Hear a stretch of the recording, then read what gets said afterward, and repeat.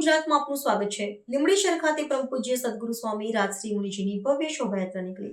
લીંબડી જે છોટા કાશી તરીકે ઓળખાય છે તે ધાર્મિક, સાંસ્કૃતિક અને સેવાકીય પ્રવૃત્તિઓ હંમેશા ઉમદા અને આદર્શ હેતુ સાથે યોજાતી રહે છે।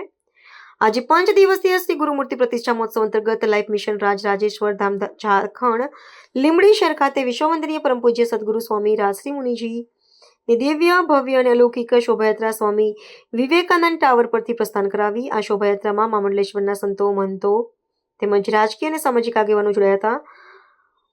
સાથે જ સદગુરુની દિવ્ય મૂર્તિના સૂક્ષ્મ સાનિધ્યમાં દરેક ધર્મપ્રેમી ભાઈ બહેનોની બોડી સંખ્યામાં ભારે ઉત્સાહ સાથે જોડાયા હતા। શોભાયાત્રા દરમિયાન વિશ્વ હિન્દુ પરિષદ અને બજરંગ દળ દ્વારા ઠંડા પાણી અને શરબતની સુંદર વ્યવસ્થા કરવામાં આવી હતી।